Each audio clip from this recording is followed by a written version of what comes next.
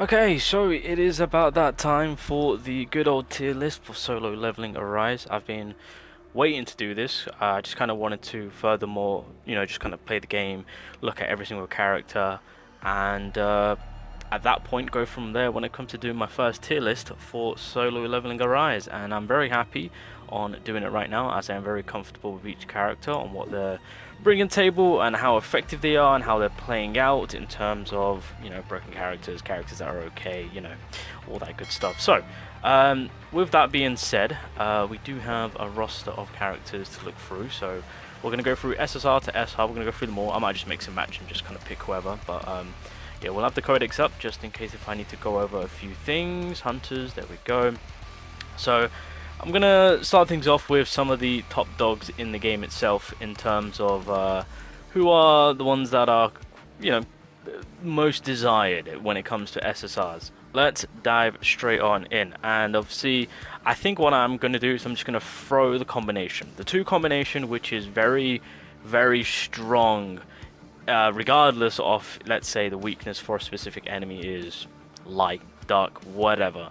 And I say this is because from the very beginning, Choi and Emma, like individually, these characters are absolutely fantastic. Emma, I would honestly class a little bit more higher, personally.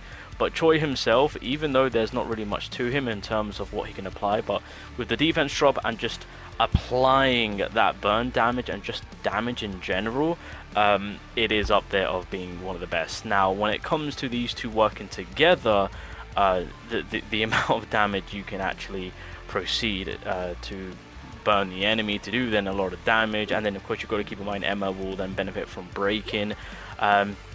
Yeah, these two together as well as individually are fantastic red units, of course, and this is one of the big combinations that managed to get me through a lot of my content, because as of right now, I am level 46, and when it came to some of the hard difficulty fights, including, because I still get a few people mentioning about how do you beat Egress, I benefit from the burn duo with the damage that they were managed to put out, and obviously with that fight. So yeah, light attribute, but Emma, Choi, and then healer. That's kind of the way I went about it, and that was the case for majority of my playtime for solo leveling. So I'm gonna put these characters in high regards in terms of the tier list. And so with that, obviously Min will come in. He's the SSR healer, very top tier in terms of the healing. I mean, of course, you can buff that up in terms of the artifacts. You can help them out in the HP department as well as the outgoing and healing. But the additional side of things, of course, you can also push towards you helping out the offensiveness in terms of crits. Obviously, if you can get that +1 onto him, then that will not only just help out the team in general, but your light typings will become a bit more of a problem in terms of the damage that they'll be able to push out. And so that brings over to obviously Jinwoo's wife's coming along, how Cheyenne will be fantastic as a DPS light character. So just want to clarify that being the only SSR in the game. Now, if we're going to be talking about healers, we have to bring Juhi to the table, and I'm going to class her, I think I'll give her the A rank treatment for right now. So when it comes to healers, I was asked about this when I was live streaming, where others were asking me, outside of the SSR healer, is there anything else I can work on? As of right now, these are the only two healers. Obviously with the SR healer we do get copies of, so we can make good use of unlocking more for her in terms of the passives that she can get, which aren't bad. Again, we've gone over through this when it came to me going over the SR characters. So as a free healer that we get dupes for, she's actually very, very solid, and obviously she is covering that water attribute, so that's something to take note of.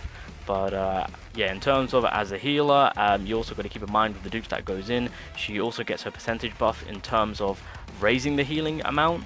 So realistically, Junhin right now is coming across as a fantastic alternative SR healer outside of not having the SSR.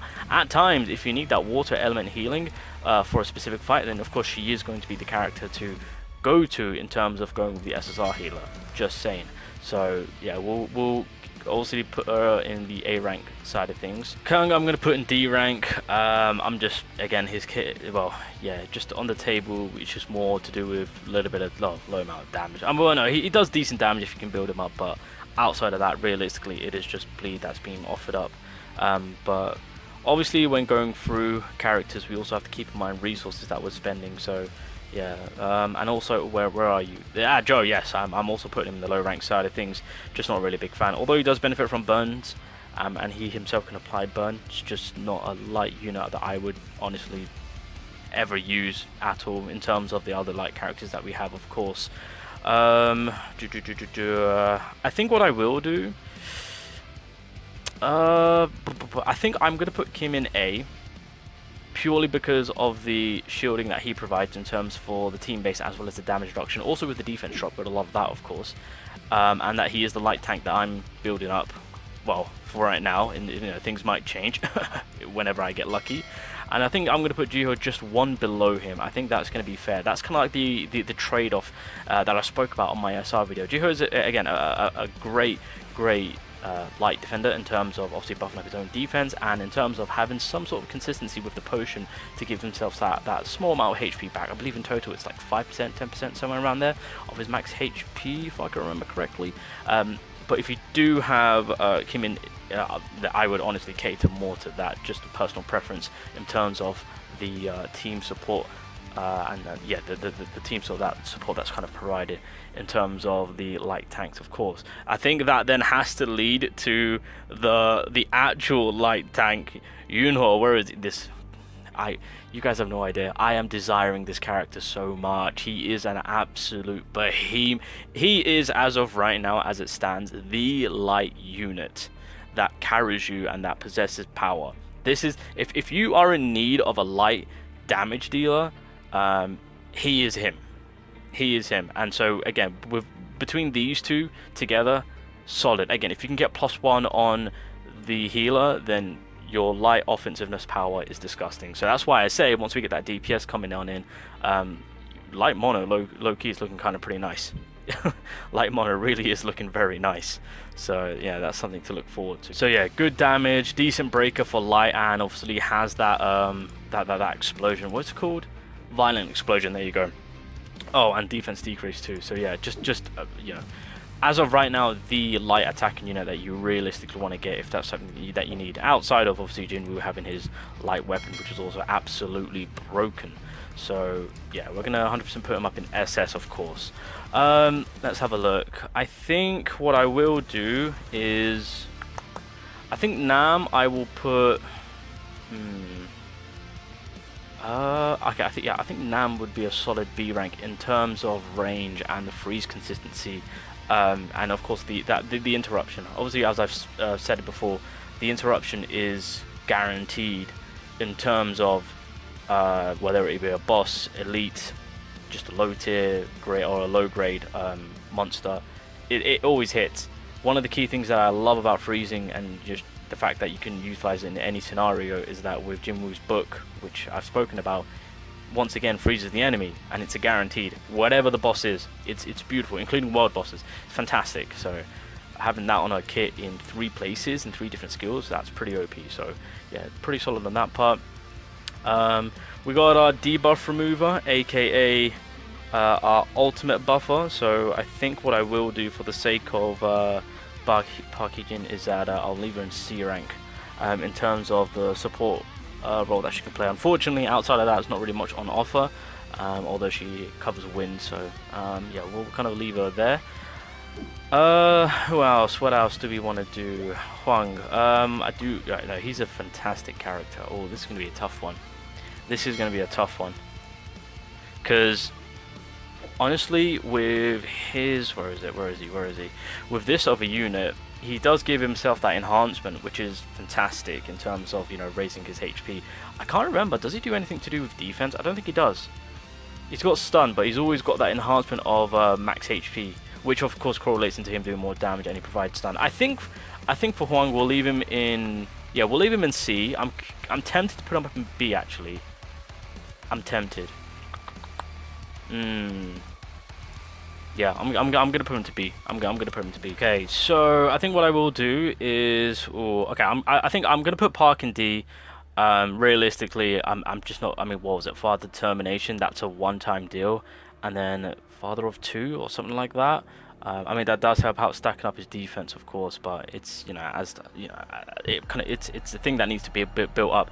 And then of course outside of that, his kit really isn't doing much, especially with a wind attacker. It's just not what I would choose from. So D rank on you. Anna, where is she? There she is. I'm gonna put her up with oh god, what's your name? Nam, there we go. In terms of that range play, obviously you've got to keep in mind that she does have that poison DOT and the corrosive play, of course, which obviously gives us that 100 break damage, of course, and obviously if you get that +1, you can then have that immobilization. She has, I think there's 2 skills of hers, including the ultimate, where she can create those pools, so it does give you area control, I would say. So yeah, no, she's actually pretty not too bad, so we'll keep her in B rank. Last remaining. Okay, I kind of want to get the SRs out of the way, and I think what I will do with all 3 of these characters, no, okay, Kim and Sung are C rank 100%. They are below mid, I will say, although I do like the consistency of the triple basic skills that he can just kind of cycle through in a consistent manner. So for that to be applied to then obviously have break, that's fantastic, but I'll keep him at C. And then I think I can't, oh my god, alright. I just wasn't too impressed with the damage output from Hun.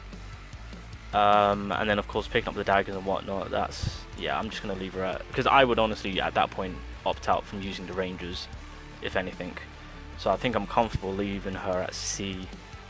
Yeah, okay, so remaining SSRs now, so oh baby girl, this low-key might be my waifu in this game. I ain't gonna cap, boys, I ain't gonna cap. When it comes to Jubu right here, oh my god, I think I've fallen in love. But no, in terms of the damage, the consistency throughout her lightning kick to water dragon rush, at one point I thought I had a mod on, because she would not stop allowing herself to do the basic skills. It was ridiculous. The shield, if you can also pair that up with the artifacts, that would give the plus 30%. Beautiful, absolutely beautiful. And then of course her ult. I mean, well, I mean, the ult's okay. Yeah, the ult's nothing too crazy, but it really is the enhancement of the basic skills when that's in effect. Oh, she really does pick up, and then her break is just spot on. The water unit that you really, or the water attribute, the one that you want to kind of focus on. So I'm 100% giving that SS in terms of break, damage, and the shielding. Fantastic. And again, you can make the shield a little bit more bigger in terms of scaling off from the artifact. That gives it plus 30%. Yeah, it's so good. It's so freaking good. Okay, so remaining SSRs. Okay, so I think what I will do is okay. Lim Tae-hyung, I'm actually going to put in S rank purely because, one, he's the only other dark unit that I would use for offensive power. Long break damage, of course, absolutely beautiful. His ultimate is fantastic in terms of 8 sniper shots, dealing a great amount of damage, of course. He also gives us the, I think, magic boost in terms of helping out our core attack. So just an overall, as of right now, a very good solid dark attacker, with all that he applies in terms of, you know, again, range, break, and buff on the core attack. So we will, and I believe with the support skill, I believe we get like a attack increase of speed. I believe that's what it is, if I can remember correctly. Yeah.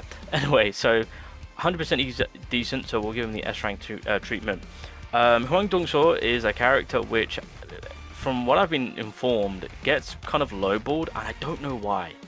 He's really freaking good. I'll put him in S rank. He's really good for, like, when it comes to my wind attribute, he is the character that I would much rather choose. That being said, of course, when reset happens today, if you've been logging in correctly in the right amount of time, Jinchu will be coming in as a free character. I would honestly place him one below in terms of who I would cater more to. Although he does have breaks, so we, you know, pretty give him props on that part.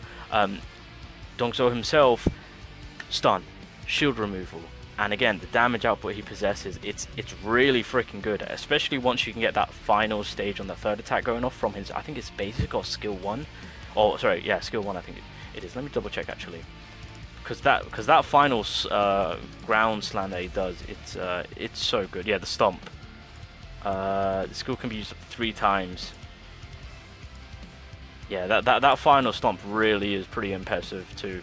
And yeah, so increase user's defense by 3%, and then increase the user's defense by 24%, increase the shield equal to 12% of the user's defense, applying the effect for the first time urged. He's just such an amazing... He's an attacker too. That's the thing. Imagine if he was a wind tank and they gave him break. Mother of God, this man would be unstoppable. At that point, he'll be freaking SS at that point. But I'm giving him an S. And then we've got Bora. I think for Bora, I'm going to put in A. I was considering S, but I think at the very least, I'm going to put in A in terms of the circle that she provides. I mean, it does help out for the dark typing in specific, given that then plus 10%, so we'll go with that. Obviously, she's got those 2 little puppets. She can make it 3 if you get dupes into her passive, but in total, it's going to be 2. Her damage output isn't all that, I will admit. It's more to be on that supportive side of what she's doing. So if we go over to Bora herself, and then if we head over to skills, if the game wants to load, thank you very much. Yeah, so once the tags are in place, yeah, okay, so in terms of debuff removal, she's the better one. And then of course when the circle is applied, that's when we get the dark boost, and on top of that she then buffs up the phantom foxes, so allows her to do more damage. Oh yeah, there we go. So increased damage taken, that's the other thing which I completely forgot about that she does apply. So again, it's more on that supportive side of things in terms of her role within the game itself. I just from what I've seen, I just didn't really see much from her in terms of even using her. I'm gonna be completely honest, I can't even think of a time where I will probably utilize her or use her at any point, unless I heavily require that dark boost whilst being able to do more damage. Then yeah, I'll probably throw her in, and obviously debuff removes, we'll go with that. But as of right now, I'm just going to give her the A rank. I'm not going to go for B because I think that's been a little bit too harsh, but for SSR I think she's pretty mid. But yeah, I think looking over this is kind of where I will leave my tier list, and where I think where each character is. If you guys disagree, let me know down below by all means. But I think this is where I'm pretty comfortable leaving everyone for right now. Yeah, let me know your thoughts down below. But I think for the most part, this is pretty solid. I'm happy with everything.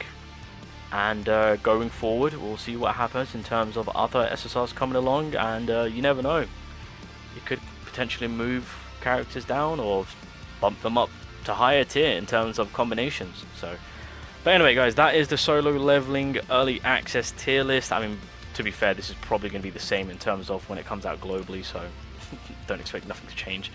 But yeah, I think this is, again, the only character which I think people will question, well, I say a lot of people question, is the fact that Dongzo is actually kind of put below a little bit. I don't see why. From my experience, he's been an absolute beast of a character, so yeah. Anyway, I'm going to leave it there, boys. There you go, that's the tier list. Yeah, I think that's pretty much everything. Take care. Peace.